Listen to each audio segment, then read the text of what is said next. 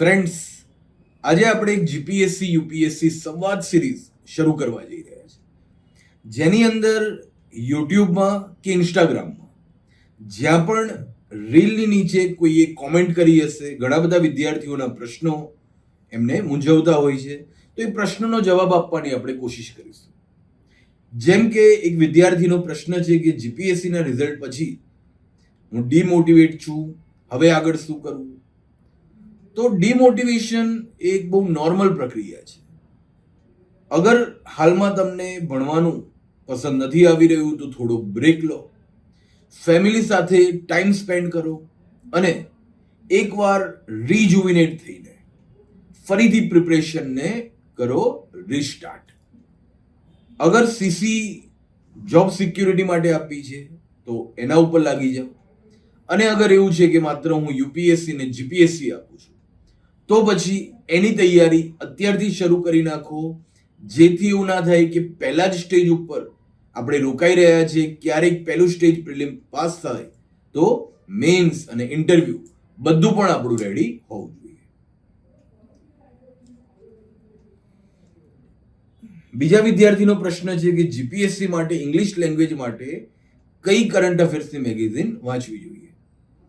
તો દોસ્તો, આમ કરંટ અફેર્સ છે એ અગર તમારી ધીમે ધીમે કરીને એના ઉપર પકડ આવી ગઈ હોય તો daily Indian express, the Hindu અને પીઆઈબી નું વાંચન કરવું જોઈએ.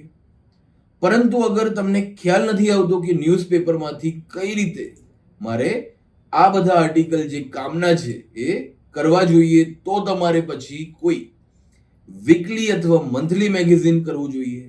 જેમ કે સારા મેગેઝિન છે, હમણાં તો સમસ્યા છે પણ વિઝનનું અને ઇનસાઇટ્સનું મેગેઝિન અને ઘણા બધા મેગેઝિન્સ એ જોવા મળતા હોય છે ઓનલાઈન પ્લેટફોર્મ પર. તો કોઈ પણ એક મેગેઝિન જે તમને પસંદ આવે, બધામાં કન્ટેન્ટ છે સેમ જ હોય છે.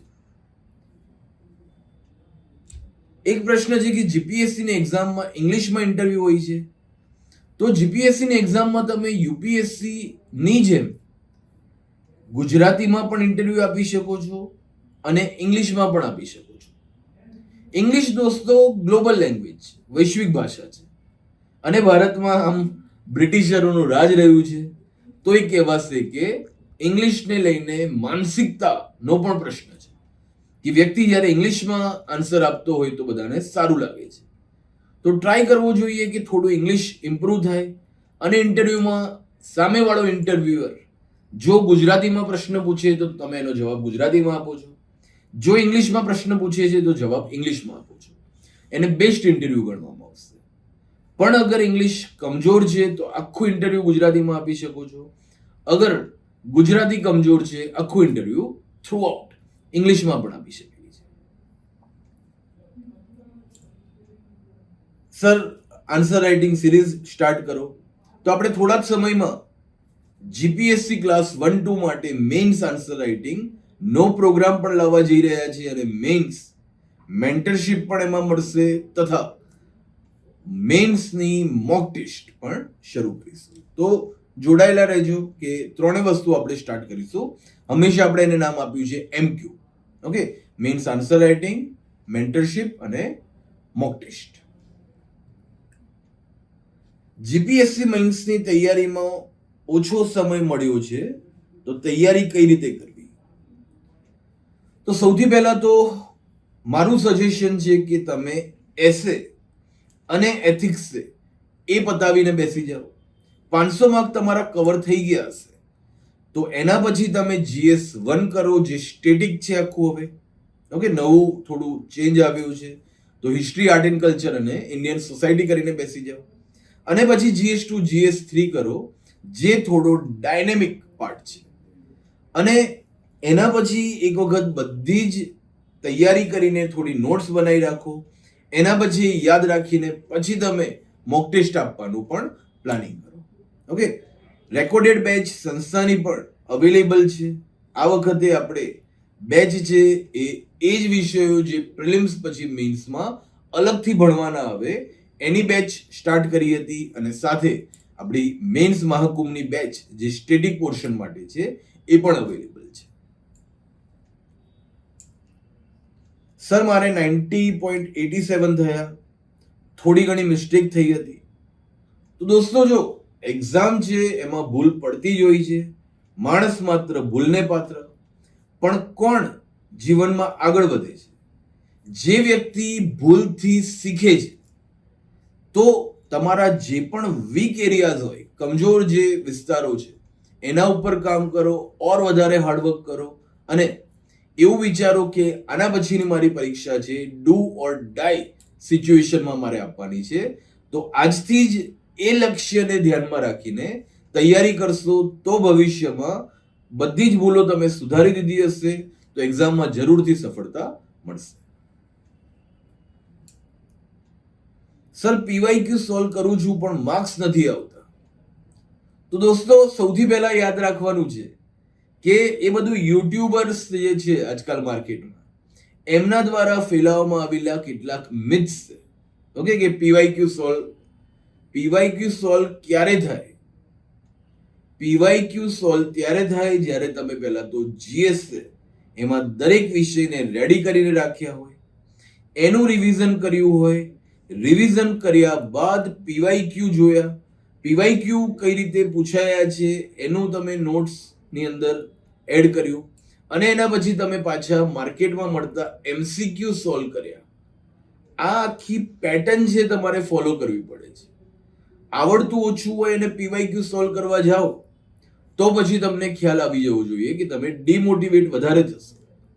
તો પેટર્ન ફોલો કરો. પહેલા જીએસ ઉપર કમાન્ડ લો, જીએસ ની બાબતનું રિવિઝન કરો, એના પછી પીવાયક્યુ જુઓ અને એના પછી ઓર એમસીક્યુ પણ તમે જુઓ. ઓકે સર, જીપીએસસી અને સીસી બંને કરવી છે, જીપીએસસી મેન્સ પણ હું પાસ છું. તો દોસ્તો બે વસ્તુ વચ્ચે ફરક કરવાનો છે.